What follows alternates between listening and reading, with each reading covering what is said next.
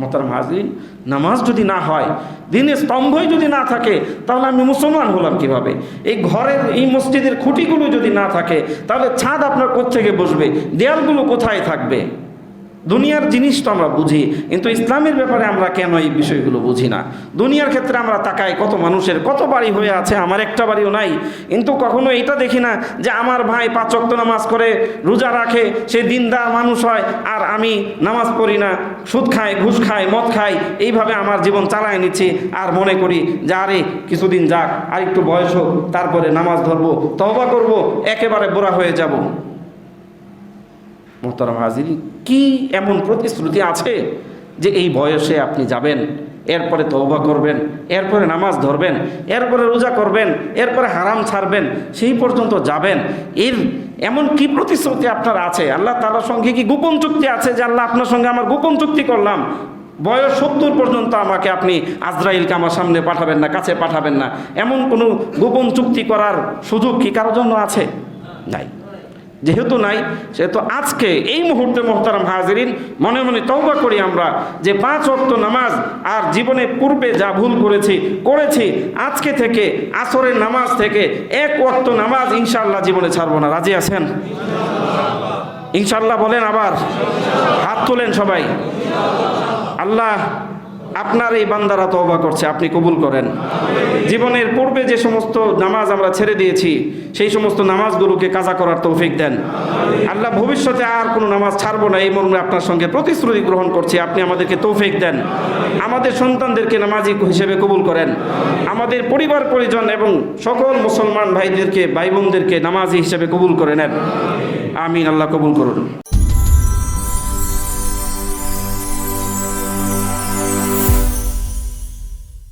আসসালাতু ইমাদুদ্দিন। সালাত হলো দিন ইসলামের মজবুত খুঁটি, সুবহানাল্লাহ, স্তম্ভ।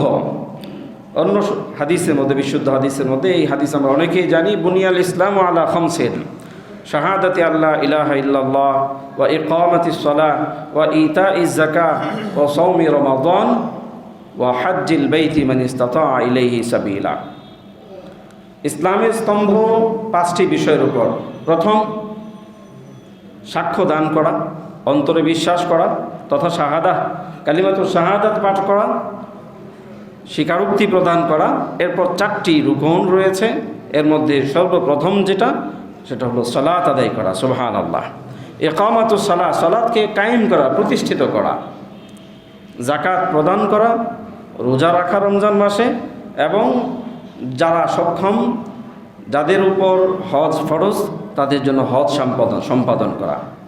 এই যে 4টি বিষয় রয়েছে, প্রথম ঈমান আনয়নের পর এই 4টি বিষয় হলো ইসলামের মৌলিক স্তম্ভ, ইসলামের মৌলিক স্তম্ভ। এখন এই যে 4টি স্তম্ভ রয়েছে মোহতারাম হাজির, এই 4টি স্তম্ভকে যদি আমরা বিশ্লেষণ করি, তাহলে দেখব সবচেয়ে গুরুত্বপূর্ণ যে স্তম্ভ, তা হলো সালাত। কেন? কারণ হলো সালাত এমন একটি স্তম্ভ, যেই স্তম্ভ মানুষের জীবন থেকে কখনো রহিত হয় না।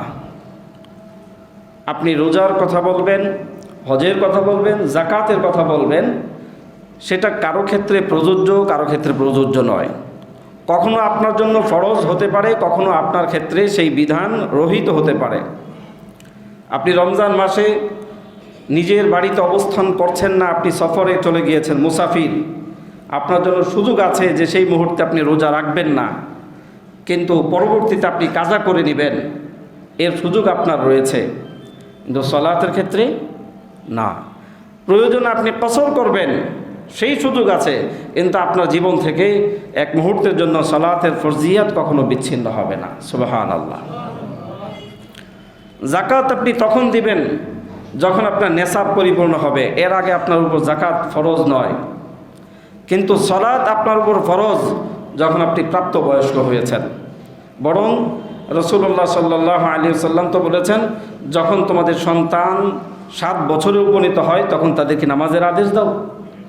যখন 10 বছরে উপনীত হয়, প্রয়োজনে তাকে শাসন করো নামাজের জন্য, সুবহানাল্লাহ। তার মানে প্রাপ্তবয়স্ক হওয়ার পর নামাজ ছুটে যাবে তো প্রশ্নই আসে না। 7 বছর থেকে অভ্যস্ত করতে শুরু করো, 10 বছরের প্রয়োজনে শাসন করো, এরপর প্রাপ্তবয়স্ক হওয়ার পর স্বাভাবিকভাবেই সে নামাজে অভ্যস্ত হয়ে যাবে। তার কোনো ওয়াক্ত নামাজ ছুটে যাওয়ার কল্পনাও সেই মুহূর্তে করা যাবে না। হজের বিষয়ে একই কথা। আপনি সম্পদের মালিক, শারীরিকভাবে অসুস্থ, আপনার উপর ফরজ নয় হজ সম্পাদন করা। একজন নারী সম্পদশালী কিন্তু তার মাহরাম নেই, হজে যাওয়ার মতো মাহরাম পুরুষ তার জন্য শর্ত, এমন মাহরাম পুরুষ নেই, স্বামী নেই, তাহলে এই নারীর জন্য হজ সম্পাদন করাও ফরজ নয়। কিন্তু নামাজ সেই মুহূর্তেও তার জন্য নামাজ আদায় করা ফরজ। সুবহানাল্লাহ। সালাত ইমাদুদ্দিন, ইসলামের অন্যতম স্তম্ভ, গুরুত্বপূর্ণ স্তম্ভ হলো এই সালাত আদায় করা। 5 ওয়াক্ত নামাজ আল্লাহ রাব্বুল আলামিন ফরজ করেছেন। রাসূলুল্লাহ সাল্লাল্লাহু আলাইহি ওয়াসাল্লামকে আল্লাহ রাব্বুল আলামিন সশরীরে মেরাজ প্রদান করেছেন, আল্লাহ তাআলার দিদার প্রদান করেছেন। কিন্তু তার উম্মতদের জন্য আল্লাহ রাব্বুল আলামিন প্রতিদিন এই মেরাজের ব্যবস্থা করে দিয়েছেন এই সালাতের মাধ্যমে। সুবহানাল্লাহ। একজন মুমিন আল্লাহ রাব্বুল আলামিনের দরবারে 5 বার হাজিরা দিবে, 5 বার উপস্থিত হবে। এর মাধ্যমে হচ্ছে আল্লাহ তাআলার সঙ্গে সাক্ষাৎ করবে, বান্দা তার রবের সঙ্গে কথোপকথন করবে, বান্দা নিজের আরজি পেশ করবে, নিজের অসহায়ত্ব প্রকাশ করবে, নিজের দুর্বলতা তুলে ধরবে, নিজের অপরাধগুলো স্বীকার করে ক্ষমা চাইবে। রব্বানা যালামনা আনফুসানা ওয়া ইল্লাম তাগফির লানা ওয়া তারহামনা লানাকুনান্না মিনাল খাসিরিন। এর নাম হলো সালাত। এই নামাজ আদায়, মুহতারাম হাজিরিন, আল্লাহ রাব্বুল আলামিন এই 5 ওয়াক্ত নামাজ ফরজ করেছেন। এবং এভাবে যারা এই 5 ওয়াক্ত নামাজের ব্যাপারে যত্নবান হবে, হাদিসের মধ্যে সুস্পষ্ট ভাষায় আল্লাহ তাআলার পক্ষ থেকে তার জন্য মাগফিরাতের প্রতিশ্রুতি ঘোষণা করেছেন। সুবহানাল্লাহ। রাসূলুল্লাহ সাল্লাল্লাহু আলাইহি ওয়াসাল্লাম ইরশাদ করেছেন, খামসু সালাওয়াতিন ইফতারাদাহুন্নাল্লাহু তাআলা মান আহসানা wudu'ahunna ওয়া সাল্লাহুন্না লিওয়াক্তিহিন্না ওয়া আতাম্মা রুকু'আহুন্না ওয়া খুশু'আহুন্না ফা'আলাল্লাহি লাহু আহদুন আন ইয়াগফিরা লাহু ওয়া মান লাম ইয়াফআল ফালাইসা লাহু 'আলাল্লাহি আহদুন ইন শাআ গাফারা লাহু ওয়া ইন শাআ 'আযাবা আও কামা ক্বালা আলাইহি সাল্লাতু ওয়াসসালাম। ইমাম বুখারী এবং মুসলিম রাহমাতুল্লাহি আলাইহি হাদিস উল্লেখ করেছেন। রাসূলুল্লাহ সাল্লাল্লাহু আলাইহি ওয়াসাল্লাম বলেছেন যে আল্লাহ রাব্বুল আলামিন তার বান্দাদের উপর দৈনন্দিন 5 ওয়াক্ত সালাত ফরজ করেছেন, নামাজ ফরজ করেছেন। সুতরাং যে ব্যক্তি উত্তম রূপে ওযু করবে এবং যথাসময়ে, আগেও না পরেও না, যে মুস্তাহাব যে সময় রয়েছে, উত্তম যে সময় রয়েছে, সেই সময়ের মধ্যে সালাত আদায় করবে নিয়মতান্ত্রিকভাবে এবং রুকু সেজদা খুজুর সাথে আল্লাহর ভয় নিয়ে সুন্নাহ সম্মত পন্থায় সালাত আদায় করবে, তাহলে এই ব্যক্তির জন্য, এই নামাজের জন্য আল্লাহ তাআলার উপর প্রতিশ্রুতি, আল্লাহ তাআলার উপর প্রতিশ্রুতি রয়েছে যে আল্লাহ তাকে ক্ষমা করে দেবেন। সুবহানাল্লাহ। আর যে এই কাজ না করবে, যে 5 ওয়াক্ত নামাজ আদায় করবে না, অথবা আদায় করে গা ছাড়া ভাব নিয়ে, আদায় করে ওয়াক্ত চলে যাওয়ার পরে, কিংবা শেষ দিকে এসে কোনো রকম সেজদা দিয়ে উঠে চলে যায়, এই ধরনের নামাজ যারা আদায় করবে, আল্লাহ রাব্বুল আলামিনের পক্ষ থেকে তাদের কোনো প্রতিশ্রুতি নেই। আল্লাহ চাইলে তাদেরকে ক্ষমা করতে পারেন, চাইলে তাদেরকে শাস্তিও দিতে পারেন। আল্লাহ আমাদেরকে 5 ওয়াক্ত নামাজ জামাতের সাথে, যত্নের সাথে আদায় করার তৌফিক দান করুন। মুহতারাম হাজিরিন, একজন সিরিয়ান আলেম, ইতিপূর্বে তার নাম আমি আপনাদের সামনে আলোচনা করেছি, ডক্টর রাতেব আন-নাবলুসি। তিনি তার একটি প্রবন্ধের মধ্যে উল্লেখ করেছেন যে আমরা যদি ইসলামকে একটি শব্দে উল্লেখ করতে চাই, বা একটি বাক্যে যদি আমরা ইসলামের পূর্ণ বিষয়টাকে প্রকাশ করতে চাই, তাহলে বলবো যে ইসলাম এটা হচ্ছে হারাকাতুন নাহওয়াস সামা ওয়া হারাকাতুন নাহওয়াল আরদ। 2টা বিষয়ের নাম হলো ইসলাম। এক হলো আপনার আকাশ কেন্দ্রিক কিছু কাজ, আরেক হলো আপনার পৃথিবী কেন্দ্রিক কিছু কাজ। এক হলো আপনার রবের সাথে কিছু কাজ, আরেক হলো আপনার রবের সেই মাখলুক সৃষ্টিকুলকে ঘিরে আপনার কিছু কর্মপন্থা। সুবহানাল্লাহ। দুইটা বিষয়ে, দুইটা শ্রেণীতে আমাদের কাজ তথা ইসলামের সকল বিষয়টা কেন্দ্রীভূত হয়ে আছে দুইটা বিষয়ের সাথে কেন্দ্র করে। এক, আপনার সম্পর্কটা ইত্তিসাল বিল খালিক, যিনি আপনাকে সৃষ্টি করেছেন তার সাথে সম্পর্ক স্থাপন করা। দ্বিতীয়ত, আপনার রবের সৃষ্টি যা আছে, শুধু মানুষ নয়, মাখলুক বলতে যা কিছু বোঝায় তার সাথে আমাদের কিছু নীতিমালা, আমাদের কর্মপন্থা, আমাদের জীবনযাপনের পদ্ধতি, এই দুইটা বিষয়ের মধ্যেই ইসলাম অন্তর্ভুক্ত। অর্থাৎ একজন মানুষের জন্য এই দুইটা দিক ব্যতীত আর অন্য দিকে যাওয়ার কোনো সুযোগ নেই। এই দুইটা দিক যদি কেউ পরিপূর্ণরূপে আদায় করতে পারে তাহলেই সে পরিপূর্ণ সৌভাগ্যবান, দুনিয়াতেও এবং আখিরাতেও। মুহতারাম হাজিরিন, হযরত ঈসা আলাইহিস সালাতু ওয়াস সালাম তার বক্তব্য কুরআনুল কারীমে বর্ণিত হয়েছে এভাবে যে আল্লাহ রাব্বুল আলামিন আমাকে পৃথিবীতে যতদিন রাখবেন আমাকে নির্দেশ দিয়েছেন, ও উমিরতু আন উকিমাস সালাহ মা দুমতু হাইয়া ওয়া আতিজ যাকাহ। সূরা মারইয়ামের মধ্যে আল্লাহ রাব্বুল আলামিন ইরশাদ করছেন যে আমি পৃথিবীতে যতদিন থাকবো আল্লাহ তাআলা আমাকে নির্দেশ করছেন যেন আমি নামাজ কায়েম করি এবং যাকাত প্রদান করি। সুবহানাল্লাহ। দুইটা কাজের কথা এখানে উল্লেখিত হয়েছে যে আমি যতদিন পৃথিবীতে অবস্থান করব ততদিন আমি সালাত আদায় করব, সালাতের প্রতিষ্ঠার কাজে নিবেদিত থাকব এবং যাকাত প্রদান করব। সুবহানাল্লাহ। এখানে আয়াতের মধ্যে দুইটা সংক্ষেপিত বিষয়, কিন্তু দুইটা বিষয় দুই দিকের। এক, সালাত হচ্ছে আল্লাহ তাআলার, যাকাত হচ্ছে বান্দার প্রতি। যাকাত কাকে দিবেন? যাকাত কাকে দিবেন? নাকি আল্লাহকে যাকাত দিবেন? যাকাত দিবেন আল্লাহর বান্দাদেরকে।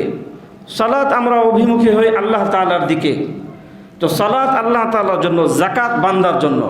আল্লাহ রাব্বুল আলামিন একটিকে নিজের জন্য গ্রহণ করেছেন, আরেকটা বিষয়কে তার বান্দাদের জন্য নির্দেশ দিয়ে দিয়েছেন। সুবহানাল্লাহ।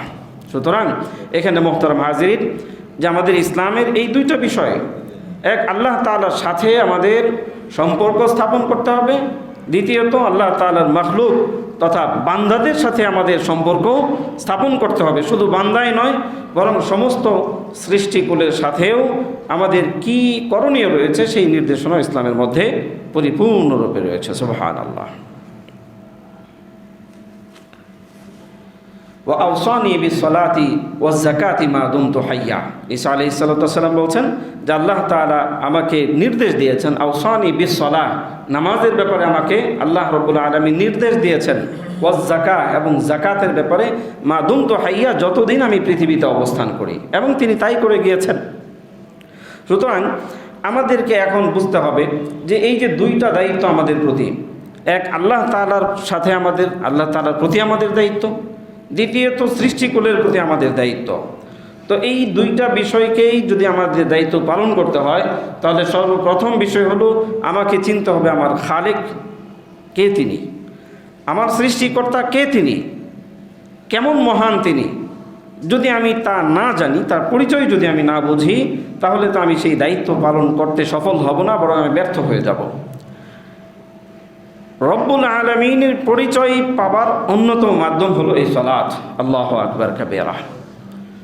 আল্লাহ তাআলার পরিচয় পাওয়ার এবং আল্লাহ তাআলার হক আদায় করার সর্বশ্রেষ্ঠতম উত্তম মাধ্যম হলো এই সালাত আদায় করা। আল্লাহু আকবার কাবীরা। যখন আমার সম্পর্ক আল্লাহ তাআলার সাথে হয়ে যাবে, তখন আমার এই সালাতের মাধ্যমে আল্লাহ তাআলার সাথে এই সম্পর্কগুলো আরও গভীর হতে থাকবে, আরও মজবুত হতে থাকবে। সুতরাং মানুষের মধ্যে আমাদের দুইটা শ্রেণী, আখিরাতের মধ্যেও মানুষের মধ্যে দুইটা শ্রেণী হবে।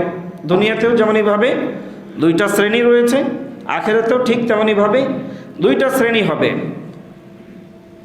এক, সৌভাগ্যবান, দ্বিতীয়ত হতভাগা।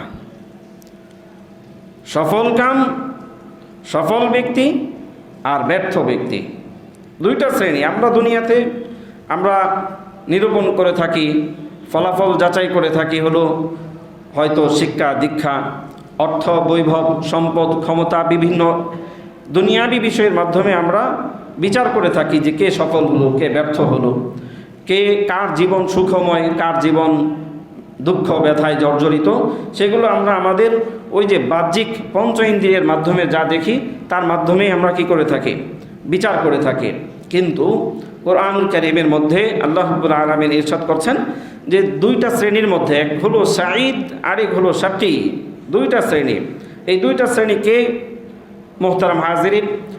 শাকী হলো হতভাগা, দুর্ভাগা যে ব্যক্তি পৃথিবীতে আল্লাহ তাআলা নিয়ামত রাজি ভোগ করেছে, আল্লাহ তাআলার প্রদত্ত সকল নিয়ামতে সে ভরপুর ছিল, এতদ সত্ত্বেও আল্লাহ তাআলাকে চিনে নাই, আল্লাহ তাআলার দেয়া বিধানাবলীকে সে উপেক্ষা করেছে, আল্লাহ তাআলার পক্ষ থেকে প্রেরিত রাসূলদের নির্দেশাবলীকে সে বৃদ্ধাঙ্গুলি দেখিয়েছে,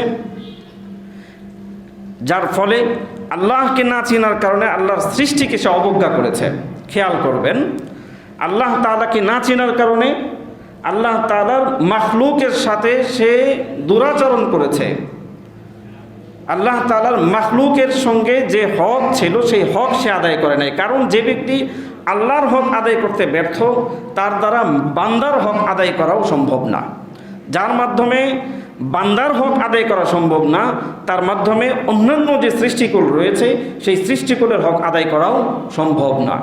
ছোট্ট একটা উদাহরণ, যে ব্যক্তি গুনাহগার, ব্যভিচারে লিপ্ত হলো, এই ব্যভিচারে লিপ্ত হওয়াটা আল্লাহ রাব্বুল আলামিন সম্পূর্ণরূপে নিষেধ করেছেন এইভাবে যে তোমরা জিনা তথা ব্যভিচারে নিকটবর্তী হও না। তো এই ব্যক্তিটা যখন আল্লাহ তাআলার অবাধ্যতা করে ব্যভিচারে লিপ্ত হলো, আল্লাহ তাআলার হক নষ্ট করলো এক। দ্বিতীয়ত, এই ব্যভিচারের কারণে আল্লাহ তাআলার রহমত বন্ধ হয়ে যায়, বৃষ্টি আসা বন্ধ হয়, সেই বৃষ্টি আসা বন্ধ হওয়ার কারণে মানুষের কষ্ট হয়, শুধু মানুষ নয় সমস্ত পশু পাখিগুলো এর মাধ্যমে কষ্ট হয়। তাহলে এই শাকী যারা, হতভাগা যারা, এই সমস্ত মানুষদের কারণে যেমন এইভাবে আল্লাহ তাআলার হক নষ্ট হয়, বান্দার হক নষ্ট হয়, এমনকি অন্যান্য সৃষ্টিকুলের হকও নষ্ট হয়ে যায়। বিপরীত যারা সৌভাগ্যবান, যারা সাঈদ, তাদের ক্ষেত্রে তারা আল্লাহ রাব্বুল আলামিনকে চেনে, আল্লাহ তাআলার পরিচয় জানে, বড়ত্বকে স্বীকার করে, আল্লাহ তাআলার দেয়া বিধান, জীবন বিধানকে তারা নিজেদের জীবনের এবং সমস্ত কিছু সংবিধান হিসেবে গ্রহণ করে, যার কারণে মানব জাতি সহ অন্যান্য সকল সৃষ্টির প্রতি তারা ইহসানের আচরণ করে থাকে, অনুগ্রহই তারা করে থাকে, কখনো অত্যাচার কিংবা অন্যায় আচরণে তারা সামান্যভাবে অগ্রসর হওয়ার সাহস করতে পারে না। মুহতারাম হাজিরিন, আল্লাহ রাব্বুল আলামিন আমাদেরকে এই নামাজের মাধ্যমে আল্লাহ তাআলার পরিচয় এবং বড়ত্ব অনুভব করতে হবে, বড়ত্বকে আমাদেরকে উপলব্ধি করতে হবে। সবচেয়ে উত্তম জিকির হলো সালাত, সবচেয়ে উত্তম জিকির হলো সালাত। আল্লাহ রাব্বুল আলামিন নির্দেশ করছেন, আকিমিস সালাতা লিযিকরি, তোমরা সালাতকে প্রতিষ্ঠিত করো আমার জিকিরের উদ্দেশ্যে, আমাকে স্মরণ করার জন্য। ওয়ালা যিকরুল্লাহি আকবার, আর আল্লাহ তাআলার স্মরণ, আল্লাহ তাআলাকে জিকির করা, এটা হচ্ছে সবচেয়ে বড়, সবচেয়ে মহান, এর চেয়ে বড় আর কিছু নাই। আল্লাহ তাআলাকে স্মরণ করা। মুহতারাম হাজিরিন, একজন সাহাবীর ঘটনা মনে পড়ছে যে তিনি বললেন, আমি জানি কখন আমার আল্লাহ আমাকে স্মরণ করে থাকে। সুবহানাল্লাহ। বলছেন কি, আমি জানি আমার আল্লাহ আমাকে কখন স্মরণ করেন আমি বুঝি। একটু আশ্চর্যের বিষয় যে আরে আপনাকে আল্লাহ তাআলা স্মরণ করে এটা কিভাবে আপনি বুঝবেন? তিনি এই আয়াতে কারিমা বললেন যে ওয়ালা যিকরুল্লাহি আকবার, যে আল্লাহ তাআলার জিকির হচ্ছে সবচেয়ে বড়। আর বান্দা, এই আয়াতের ব্যাখ্যাটা হলো, যখন তুমি আল্লাহকে স্মরণ করছো তখন আল্লাহ তাআলাও তোমাকে স্মরণ করছে। সুবহানাল্লাহ। তুমি যেই রূপে, যেই ভক্তি শ্রদ্ধা সহকারে কিংবা যে মজলিসে তুমি আল্লাহ তাআলার জিকির করছো, আল্লাহ রাব্বুল আলামিন তার চাইতে উত্তম মজলিসে তোমার জিকির করছে। সুবহানাল্লাহ। নাম ধরে ধরে আল্লাহ তাআলা জিকির করছেন। সুবহানাল্লাহ। মুহতারাম হাজিরিন, কাজেই আমাদের এই সালাতে যখন আমরা আসি, আল্লাহ তাআলার সামনে যখন আসি, আল্লাহ তাআলার স্মরণ আমরা করতে থাকি, জিকির আমরা করতে থাকি, এর অর্থ হলো যে সদা সর্বদা আমাদের 5 ওয়াক্ত নামাজে আদায়ের মাধ্যমে আমাদের এই 5টা স্তরে 24 ঘন্টার এই 5টা সময়কে ভাগ করে একটু পর আমরা আল্লাহকে স্মরণ করছি, এই হিসাবে যে বান্দা আমি যেন আল্লাহকে ভুলে না যাই। সুবহানাল্লাহ। আমি যেন আল্লাহকে ভুলে না যাই। আমি যেন আল্লাহর আনুগত্য করি, নির্দেশ মেনে চলি, অবাধ্যতা না করি। আমি যেন আল্লাহ রাব্বুল আলামিনের নিয়ামত রাজির কৃতজ্ঞতা করি, নাশকরি না করি, কৃতজ্ঞ না হই, কৃতজ্ঞ হই। এটা যেন আল্লাহ রাব্বুল আলামিন আমাদের এই সালাতের মাধ্যমে দিনের 5 বার আমাদেরকে বারবার এই শিক্ষাটা দিয়ে দিচ্ছেন যে বান্দা শুকর গুজার হও, শুকর গুজার হও, আনুগত্যশীল হও, নাফরমান হও না। সুবহানাল্লাহ। মুহতারাম হাজিরিন, সালাত হচ্ছে সবচেয়ে নিকটবর্তী হওয়ার স্থান আল্লাহ তাআলার। পৃথিবীতে আল্লাহ রাব্বুল আলামিনের নৈকট্য পাবার সবচেয়ে কাছের স্থান হলো আপনি সেজদায় অবনত হয়ে গিয়েছেন, আপনি আল্লাহ তাআলা সবচেয়ে নিকটতম স্থানে রয়েছেন। সুবহানাল্লাহ। আল্লাহ রাব্বুল আলামিন কোরআনুল কারীমের মধ্যে সূরাতুল আলাকের মধ্যে নির্দেশ দিয়েছেন ওয়াসজুদ ওয়াক্তারিব, ওয়াসজুদ ওয়াক্তারিব, সেজদা করো, নিকটে আসো। সুবহানাল্লাহ। সেজদা করো, নিকটে আসো। আল্লাহ তাআলার কুদরতি পায়ের সামনে আমাদের মাথাকে অবনত করে দিলাম, মানে হচ্ছে আমি আমার রবের সবচেয়ে কাছে এবং সবচেয়ে নিকটতম স্থানে অবস্থান করে আমি এখন হৃদয়ের সকল আকুতি আল্লাহ তাআলার কাছে প্রকাশ করার সুযোগ পেয়ে যাচ্ছি। সুবহানাল্লাহ। কোনো প্রতিবন্ধকতা নাই, কোনো প্রধান ফটক নাই, কোনো প্রহরীও নাই আপনাকে আটকে দেবে যাওয়ার জন্য, অনুমতিও লাগবে না। সুবহানাল্লাহ। ওযু করুন, 2 রাকাত সালাতে দাঁড়িয়ে যান, আল্লাহ তাআলার শানে হামদ সালাত পাঠ করে সেজদায় অবনত হয়ে সকল আকুতি প্রকাশ করুন যে আল্লাহ আমার তো এই রয়েছে, এই এত সমস্যা রয়েছে, আপনি কি দেখছেন না? আপনি কি দেখেন না আমি আপনার বান্দা এত কষ্টে আছি, আপনি আমার এই সমস্যাগুলো সমাধান করতে আপনার তো একটা মুহূর্তও লাগে না, বলে ফেলুন না। আল্লাহ তাআলার কাছে এইভাবে নিজের আকুতি পেশ করার যে পন্থা আল্লাহ রাসূল সাল্লাল্লাহু আলাইহি ওয়াসাল্লাম দেখিয়ে গিয়েছেন, সবচেয়ে নিকটতম এবং সবচেয়ে উত্তম মাধ্যম হলো সালাত। রাসূলুল্লাহ সাল্লাল্লাহু আলাইহি ওয়াসাল্লাম বলছেন, ইন্না আহাদাকুম ইযা কামা ইউসাল্লি ফাইন্নামা ইউনাজি রাব্বাহু ফালইয়ানজুর কাইফা ইউনাজি। তোমাদের যখন কেউ নামাজে দাঁড়ায় তখন সে তো তার রবের সাথে একান্তে কথা বলছে। সুবহানাল্লাহ। স্বাভাবিকভাবে আম মজলিসে মনে করুন এখানে 2-1 জনের সাথে আপনি কথা বলতে অনেক সময় হয়তো স্বাচ্ছন্দ্য বোধ করবেন না, কিন্তু একান্তে কিছু কথা বলার থাকে, সেই একান্তে কথা বলার স্থানটা হলো নামাজ, সালাত। সুবহানাল্লাহ। আপনার অনেক কিছুর প্রয়োজন, আপনি সালাতে দাঁড়িয়ে যান। রাসূলুল্লাহ সাল্লাল্লাহু আলাইহি ওয়াসাল্লাম তো এই পর্যন্ত বলেছেন যে তোমাদের যদি একটি জুতার ফিতার প্রয়োজন হয়, তোমাদের যদি জুতার ফিতা, মোহতারাম হাজিরিন, এখন হয়তো কত 10 টাকা 15 টাকা হয়তো লাগতে পারে জোড়া, আগে 4 টাকা 5 টাকা দিয়ে জুতার স্যান্ডেলের যে ফিতাগুলো সেগুলোর কথা বলা হচ্ছে। যদি তোমাদের স্যান্ডেলের ফিতা ছিঁড়ে যায়, সেই ফিতাটার মুখাপেক্ষী হও, তাহলেও তুমি তোমার রবের কাছে আগে চেয়ে নাও। সুবহানাল্লাহ। আমরা তো মনে করি সালাতুল হাজাত পড়তে হবে ওই সময় যখন আমার একটা জমি কেনা প্রয়োজন, সালাতুল হাজাত পড়তে হবে যখন আমি একটা মুসিবতে পড়েছি তখন। কেন মোহতারাম হাজির, আমার জীবনের প্রতিটা মুহূর্তে আমি আল্লাহ তাআলার রহমতের প্রতি মুখাপেক্ষী, আমার জীবনের প্রতিটা দিনের জন্য আমি আল্লাহ তাআলার প্রতি মুখাপেক্ষী, আমার প্রতিটা কাজের জন্যই আমি আল্লাহ তাআলার প্রতি মুখাপেক্ষী। আমাকে সালাতে দাঁড়িয়ে যেতে হবে, আমি 5 ওয়াক্ত নামাজ আদায় করতে হবে। আমি এই 5 ওয়াক্ত নামাজের সঙ্গে আরও কিছু সুন্নাহ, কিছু নফল নামাজ আমাকে আদায় করে করে আল্লাহ তাআলার কাছে দৈনিক আমি আমার এই আবেদনগুলো তুলে ধরে রাখতে হবে। আমি হয়তো তাৎক্ষণিক পাবো, না হয় অন্তত শেষ মুহূর্তে আমি আখিরাতের জন্য আমার এই প্রত্যেকটা দোয়া, আমার এই প্রত্যেকটা আবেদন আল্লাহ তাআলার কাছে জমা হয়ে থাকবে। সুবহানাল্লাহ। সুতরাং আমরা যখন নামাজে দাঁড়িয়েছি তখন আমি মূলত আমার রবের সঙ্গে একান্তে কথা বলছি, আল্লাহ তাআলার সঙ্গে আমি কথা বলছি। সুতরাং যেইভাবে কথা বলার দরকার, যেইভাবে নিজেদের প্রয়োজন পেশ করা দরকার, সেইভাবেই পেশ করতে থাকি। সুবহানাল্লাহ। মুহতারাম হাজিরিন, এবার একটা কঠিন কথা শোনেন। আল ফারিক বাইনাল মুমিনি ওয়াল আবদি as-সালাহ, বাইনাল মুমিনি ওয়াল কাফিরি as-সালাহ। একজন মুসলমান আর একজন কাফেরের মধ্যে পার্থক্য সৃষ্টিকারী বিষয়টাই হলো সালাত, নামাজ। আল্লাহু আকবার। আমরা এখন তো মুসল্লি কয়েক স্তরে বিভক্ত। জুমার মুসল্লি, ঈদের মুসল্লি, 2 ওয়াক্ত মুসল্লি, 3 ওয়াক্ত মুসল্লি, 1 ওয়াক্ত মুসল্লি, এই ধরনের আমরা কি হয়ে গেছি, স্তরে স্তরে আমরা বিভক্ত হয়ে আছি। এই কারণে আমাদের মধ্যেও কি নানান ধরনের বিভক্তি। হ্যাঁ, নানান ধরনের বিভক্তি, কারণ আমরা সালাতকেই বিভক্ত করে রাখছি, জুমায় বিভক্ত করে রাখছি, ঈদে বিভক্ত করে রাখছি, 1 ওয়াক্ত 2 ওয়াক্ত 3 ওয়াক্ত 5 ওয়াক্ত বিভক্ত করে রাখছি। কারণ এই কারণেও কি আমাদের মধ্যে 100 জনের মধ্যে 10টা দল হয়ে আছে মুসলমানদের মধ্যে। মুহতারাম হাজিরিন, নামাজ রাসূলুল্লাহ সাল্লাল্লাহু আলাইহি সাল্লাম স্পষ্ট ভাষায় বলছেন, বাইনাল আবদি ওয়াল কুফরি আস-সালাহ, বাইনাল আবদি ওয়াল কুফরি আস-সালাহ। একজন মুসলমান আর একজন কাফেরের মধ্যে পার্থক্যকারী যে বিষয়টা সেটা হলো সালাত আদায় করা, নামাজ আদায় করা। মুসলমানরা নামাজ আদায় করবে, কাফেররা নামাজ আদায় করে না। মুসলমানরা নামাজ যত্নের সঙ্গে আদায় করবে, কাফেররা নামাজের ধারে কাছেও আসে না, তাদের তো ইমানই নাই, নামাজ পড়বে কোত্থেকে? সাহাবায়ে কেরাম নামাজ বর্জন করে দেয়া যায়, নামাজ ছেড়ে দেয়া যায়, এটা কখনো কল্পনাও তারা করতেন না। আল্লাহু আকবার কাবীরা।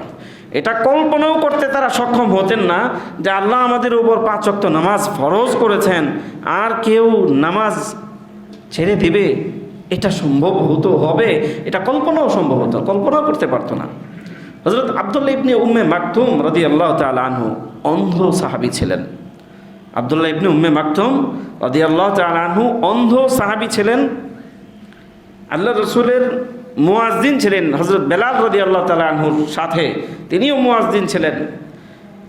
বৃদ্ধ বয়সে একটা সময়ে গিয়ে তিনি আল্লাহ রাসূলের কাছে আবেদন জানালেন, ইয়া রাসূলুল্লাহ, আমি তো এক চোখে দেখি না, আবারও বাড়িটা হয়েছে দূরে, তো পাহাড়ি জায়গা আমাকে অতিক্রম করে আসতে হয়, আমাকে কি আপনি ঘরে নামাজ আদায় করার অনুমতি দিবেন? আল্লাহ রসুল জিজ্ঞাসা করলেন, তুমি কি আজান শুনতে পাও? বললেন যে হ্যাঁ আল্লাহ রসুল, আমি আজান শুনতে পাই। তখন বললেন, ফা আজিব রব্বাক, সুতরাং যেহেতু তুমি আজান শুনতে পাও, তুমি তোমার রবের ডাকেই সাড়া দাও। সুবহানাল্লাহ। অন্ধ হওয়া সত্ত্বেও আল্লাহ রসুল তাকে অনুমতি দেননি ঘরে নামাজ আদায় করার জন্য। তিনি আল্লাহ রসুলের এই নির্দেশ পাওয়ার পর সেই মোতাবেকই মসজিদে এসে জামাতের সাথে নামাজ আদায় করতেন। সুবহানাল্লাহ। সাহাবায়ে কেরাম এটা কল্পনাও করতে পারতেন না। আর আমরা তো এখন নামাজ কয়েক ওয়াক্ত পড়তে পারলেই তো পাক্কা মুসল্লি আমরা। মুহতারাম হাজিরিন, বড় কঠোর কথা। হযরত আবু দারদা রাদিয়াল্লাহু তাআলা আনহুকে আল্লাহ রাসূল সাল্লাল্লাহু আলাইহি ওয়াসাল্লাম বলছেন যে, তিনি বলেন যে আমাকে আল্লাহ রাসূল আমাকে নির্দেশ দিয়েছেন যে তুমি লা তুশরিক বিল্লাহি শাইআন ওয়া ইন কুত্তিআতা ওয়া হুররিকতা, যে আবু দারদা তুমি কখনো আল্লাহ তাআলার সঙ্গে কোনো কিছুকে শরীক করো না, যদিও তোমাকে কেটে টুকরো টুকরো করা হয় কিংবা আগুনে তোমাকে নিক্ষেপ করে পুড়িয়ে ফেলা হয়। আল্লাহু আকবার কাবীরা। শিরিক করবে না, যদিও তোমাকে কেটে কেটে টুকরো টুকরো করা হয় অথবা তোমাকে অগ্নিকুণ্ডলিতে নিক্ষেপ করে তোমাকে পুড়িয়ে ভস্ম করে দেওয়া হয়, তারপরেও তুমি আল্লাহ তাআলার সঙ্গে কাউকে শরীক করো না। এটা এত জঘন্যতম পর্যায়ের। এমনইভাবে তুমি লা তাতরুক সালাতান মাকতুবাতান, কখনো তুমি সালাত ফরজ নামাজ কখনো তুমি ইচ্ছাকৃতভাবে কখনো ফরজ নামাজ পরিত্যাগ করো না, বর্জন করো না। কারণ যে ব্যক্তি ইচ্ছাকৃতভাবে ফরজ নামাজ পরিত্যাগ করে ফাকাদ কাফারা, সে তো সম্পূর্ণরূপে কুফরি করলো, কাফের হয়ে গেল। নাউযুবিল্লাহি মিন যালিক। ব্যাখ্যা করছি আমি, আল্লাহ রসুলের হাদিসের স্বাভাবিক তর্জমাটা আগে বুঝেন। রসুল এখানে বলছেন যে ব্যক্তি ইচ্ছাকৃতভাবে নামাজ ছেড়ে দিল, পড়লো না, সে কাফের হয়ে গেল। কাফের স্থান কোথায়? জাহান্নাম। অনুরূপভাবে লা তাশরাব খামরান, তুমি মদ পান করো না, ফা ইন্নাহা মিফতাহু কুল্লি শাররিন, কারণ এই মদ হচ্ছে সকল অনিষ্টের মূল। এই মদ হলো সকল অনিষ্টের মূল। রাসূল 3টা বিষয় নিষেধ করেছেন। শিরিক করো না, যদিও তোমাকে আগুনে পোড়ানো হয়, কেটে কেটে টুকরা করা হয়। সালাত ফরজ নামাজ কখনো ছেড়ে দিও না, কারণ যে ব্যক্তি ফরজ নামাজ ইচ্ছাকৃতভাবে ছেড়ে দেয় সে কাফের হয়ে গেল। 3, মদ পান করো না, কারণ এই মদ সকল অনিষ্টের মূল। এই মদ পান করার কারণে অন্য সকল অপরাধে সে লিপ্ত হয়ে যাবে। মুহতারাম হাজিরিন, এই যে কাফের হয়ে গেল, এই হাদিসের ব্যাখ্যায় ইমাম আহমদ ইবনে হাম্বল রহমতুল্লাহ আলাইহি সহ আরও কয়েকজনের অভিমত হলো, যে ব্যক্তি ইচ্ছাকৃতভাবে ফরজ নামাজ ত্যাগ করে বাস্তবিক অর্থেই সে কাফের হয়ে গেল, তার সে যদি তওবা না করে মৃত্যুবরণ করে তাহলে তার জানাজায় মুসলমানদের অংশগ্রহণ না করা উচিত। কঠিন কথা, জানাজায় অংশগ্রহণ করা না উচিত, এমনকি মুসলমানদের কবরস্থানে তার দাফন না হওয়া উচিত। নাউযুবিল্লাহি মিন যালিক, নাউযুবিল্লাহি মিন যালিক। ইমাম আহমদ ইবনে হাম্বল রহমতুল্লাহ আলাইহি সহ আরও কয়েকজন ইমামদের অভিমত হলো এই হাদিসের ব্যাখ্যায় যে ইচ্ছাকৃতভাবে ফরজ নামাজ ত্যাগ করে, ছেড়ে দেয়, পড়ে না, অলসতাবশত পড়লো না, তাহলে সে যেন পরিপূর্ণ কাফের হয়ে গেল। কিন্তু অধিকাংশ মুহাদ্দিসগণ এবং আইম্মায়ে কেরামের ব্যাখ্যা হলো যে হ্যাঁ, সে পরিপূর্ণ কাফের হয়ে গেল না বটে, ইচ্ছাকৃতভাবে যে নামাজ স্বীকার করে যে আমার নামাজ আদায় করা ফরজ, ইমান ব্যাপারে স্বীকারোক্তি দেয়, কিন্তু এরপরেও অলসতাবশত নামাজ পড়ল না, তাহলে তাকে আমরা সরাসরি কাফের বলবো না ঠিক, কিন্তু নিঃসন্দেহে সে কাফেরদের মতো কাজ করেছে। নাউযুবিল্লাহি মিন যালিক, সে কাফেরদের মতো কাজ করেছে, তার তওবা করা উচিত।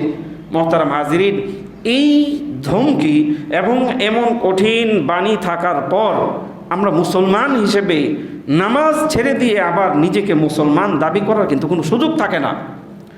আমরা হাদিসের ব্যাখ্যা বাদ দিলাম, হাদিসে শুধু তর্জমার দিকে লক্ষ্য করে যদি আমরা বিবেচনা করি, আমি 5 ওয়াক্ত নামাজ ছেড়ে দিচ্ছি, অনায়াসে ছেড়ে দিচ্ছি, আমার মধ্যে বিন্দুমাত্র ভাব সৃষ্টি হয় না, চিন্তা আসে না যে আমি নামাজ ছেড়ে দিচ্ছি, অথচ আমি কিন্তু নিজেকে পাক্কা মুসলমান হিসেবে দাবি করছি, আমি পাক্কা মুসলমান। মুহতারাম হাজিরিন, নামাজ যদি না হয়, দিনের স্তম্ভই যদি না থাকে, তাহলে আমি মুসলমান হলাম কিভাবে? এই ঘরের, এই মসজিদের খুঁটিগুলো যদি না থাকে, তাহলে ছাদ আপনার কোত্থেকে বসবে, দেয়ালগুলো কোথায় থাকবে? দুনিয়ার জিনিস তো আমরা বুঝি, কিন্তু ইসলামের ব্যাপারে আমরা কেন এই বিষয়গুলো বুঝি না? দুনিয়ার ক্ষেত্রে আমরা তাকাই, কত মানুষের কত বাড়ি হয়ে আছে, আমার একটা বাড়িও নাই, কিন্তু কখনো এটা দেখি না যে আমার ভাই 5 ওয়াক্ত নামাজ করে, রোজা রাখে, সে দিনদার মানুষ হয়, আর আমি নামাজ পড়ি না, সুদ খাই, ঘুষ খাই, মদ খাই, এইভাবে আমার জীবন চালায় নিচ্ছি, আর মনে করি যে আরে কিছুদিন যাক, আর একটু বয়স হোক, তারপরে নামাজ ধরবো, তওবা করব, একেবারে বুড়া হয়ে যাব। মুহতারাম হাজিরিন, কি এমন প্রতিশ্রুতি আছে যে এই বয়সে আপনি যাবেন, এরপরে তওবা করবেন, এরপরে নামাজ ধরবেন, এরপরে রোজা করবেন, এরপরে হারাম ছাড়বেন, সেই পর্যন্ত যাবেন? এর এমন কি প্রতিশ্রুতি আপনার আছে? আল্লাহ তাআলার সঙ্গে কি গোপন চুক্তি আছে যে আল্লাহ আপনার সঙ্গে আমার গোপন চুক্তি করলাম, বয়স 70 পর্যন্ত আমাকে আপনি আজরাইলকে আমার সামনে পাঠাবেন না, কাছে পাঠাবেন না, এমন কোনো গোপন চুক্তি করার সুযোগ কি কারোর জন্য আছে? নাই। যেহেতু নাই, সেহেতু আজকে এই মুহূর্তে মুহতারাম হাজিরিন, মনে মনে তওবা করি আমরা যে 5 ওয়াক্ত নামাজ আর জীবনে পূর্বে যা ভুল করেছি, আজকে থেকে আসরের নামাজ থেকে 1 ওয়াক্ত নামাজ ইনশাআল্লাহ জীবনে ছাড়বো না। রাজি আছেন? ইনশাআল্লাহ বলেন, আবার হাত তোলেন সবাই। আল্লাহ আপনার এই বান্দারা তওবা করছে, আপনি কবুল করেন। জীবনের পূর্বে যে সমস্ত নামাজ আমরা ছেড়ে দিয়েছি, সেই সমস্ত নামাজগুলোকে কাজা করার তৌফিক দেন। আল্লাহ ভবিষ্যতে আর কোনো নামাজ ছাড়বো না, এই মর্মে আপনার সঙ্গে প্রতিশ্রুতি গ্রহণ করছি, আপনি আমাদেরকে তৌফিক দেন।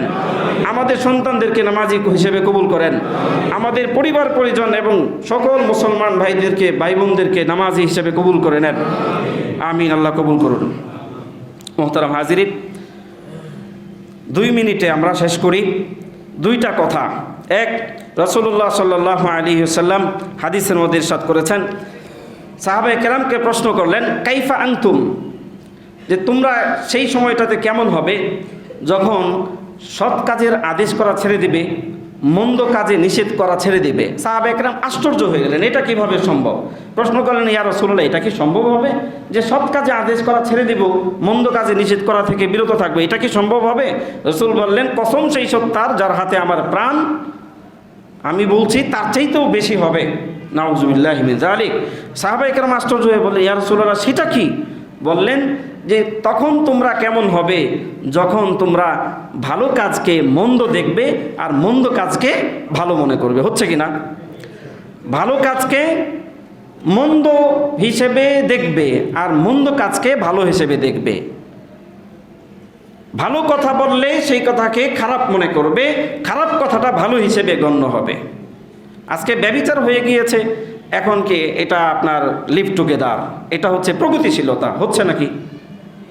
না, মনে হয় না, হচ্ছে না। একটা উদাহরণ দিলাম। তো এইভাবে আল্লাহ রাসূল বলছেন যে যখন তোমরা ভালো কাজকে খারাপ হিসেবে দেখবে আর খারাপ কাজকে ভালো হিসেবে দেখবে, তখন তোমাদের অবস্থাটা কি হবে? সাহাবায়ে কেরাম আশ্চর্য বললেন, ইয়া রাসূলুল্লাহ, এটাও কি সম্ভব? আল্লাহ রসুল বললেন, তার চাইতেও জঘন্যটা সম্ভব হবে। সেটা কি? আল্লাহ রসুল বললেন, তখন তোমরা এমন হবে যে খারাপ কাজের আদেশ করবে আর ভালো কাজ থেকে নিষেধ করবে। হচ্ছে না? খারাপ কাজে নিষেধ করবে, খারাপ কাজে আদেশ করবে আর ভালো কাজে নিষেধ করা হবে। মোহতারাম হাজিরিন, সালাত যদি আমরা আদায় করি তাহলে আমাদের এই আমর বিল মারুফ থাকবে, খারাপ কাজ থেকে নিষেধ করার শক্তি থাকবে। সালাত যদি আদায় করেন তাহলে ভালো কাজের আদেশ করার মতো শক্তি আপনার থাকবে। আর যদি এই সালাত আদায়ে আমরা অলসতা করি তাহলে আপনি খারাপকে খারাপ মনে করবেন না, ভালোকে ভালো হিসেবে দেখার শক্তি আপনার থাকবে না, অন্ধ হয়ে যাবেন। সর্বশেষ হযরত উরওয়া ইবনে যুবাইর রাদিয়াল্লাহু তাআলা আনহু কিভাবে নামাজ আদায় করতেন। তার পায়ের মধ্যে এমন একটা অসুস্থতা দেখা দিল যে চিকিৎসকগণ সকলে একমত, খলিফা আল ওয়ালিদ ইবনে আব্দুল মালিক তার শাসনামলে, উমাইয়া শাসনামলে তিনি এমন অসুস্থতায় আক্রান্ত হলেন। সকলেই একমত হলো যে তার পা যদি আজকে কেটে না ফেলা হয় তাহলে এই রোগ সমস্ত শরীরে ছড়িয়ে যাবে।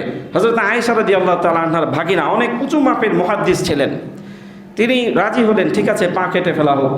তখন ডাক্তাররা পরামর্শ দিল, আপনি একটু মদ পান করেন যাতে আপনার আকল বিলুপ্ত হয়ে যায় এবং আপনি ব্যথা অনুভব না করেন, আমি আপনার পা কেটে ফেলি। উরওয়া ইবনে যুবাইর বলেন, কাল্লা আল্লাহ, আল্লাহর কসম, এটা কখনো সম্ভব নয়। মদ মানুষ পান করতে পারে না, কোনো মুসলমান পান করতে পারে না। বরং আমি যখন নামাজে দাঁড়িয়ে যাব, সেজদায় চলে যাব, আমার নড়াচড়া যখন বন্ধ হয়ে যাবে তখন তোমাদের যা ইচ্ছা তোমরা তাই করে ফেলো। আল্লাহু আকবার। তাই হলো, নামাজে দাঁড়িয়ে গেলেন, সেজদায় অবনত যখন হলেন, তারা পা কেটে সেখানে আগুনের লৌহ গরম করে সেখানে ছেঁকা দিয়ে পট্টি বেঁধে দিলেন। নামাজ শেষ হয়ে গেল, তার এই যে এত বড় একটা অপারেশন হলো, সামান্য ব্যথাও তিনি অনুভব করলেন। আল্লাহু আকবার কাবীরা, আল্লাহু আকবার কাবীরা। নামাজের পর যখন এই অবস্থা দেখলেন যে তার পা কেটে ফেলা হয়েছে, তখন এই পাকে সম্বোধন করে বলছেন, হে আমার পা, আল্লাহর দরবারে তুমি আমার আগে চলে যাচ্ছ, এই তুমি সাক্ষী থেকো যে তোমার এই পা দিয়ে, তোমার মাধ্যমে আমি কখনো কোনোদিন অন্যায় কাজে হেঁটে যাই নাই। আর আল্লাহ আমার যে অঙ্গগুলো এখন রেখে দিয়েছে, আল্লাহ যেন আমাকে বাকি জীবন এই অঙ্গ প্রত্যঙ্গের মাধ্যমে কোনো দিন কোনো গুনাহের দিকে যেন আমি অগ্রসর না হই, সেই তৌফিক যেন আল্লাহ তাআলা দান করেন। আল্লাহু আকবার। নামাজ ছিল এই, আমরা তো নামাজ আদায় করি কিন্তু নামাজ পড়েই আবার গুনাহে চলে যাই। আপনাদেরকে নিজের জন্য দোয়া চাই, আল্লাহ যেন আমাকে ইসলাহ হওয়ার তৌফিক দেন, আমার গুনাহগুলোকে আল্লাহ তাআলা যেন মাফ করেন, এবং সাথে সাথে সবাইকে যেন 5 ওয়াক্ত নামাজি হওয়ার তৌফিক দেন, এবং আল্লাহ তাআলার বিধানাবলী মেনে আমাদেরকে জীবনযাপন করে পরিপূর্ণ মুসলমান হিসেবে আমাদেরকে জীবনযাপন করার তৌফিক দান করেন। ওয়া আখিরু দাওয়ানা আলহামদুলিল্লাহি রাব্বিল আলামিন। সুবহানাকা লা ইলমা লানা ইল্লা মা আল্লামতানা ইন্নাকা আনতাল আলিমুল হাকীম।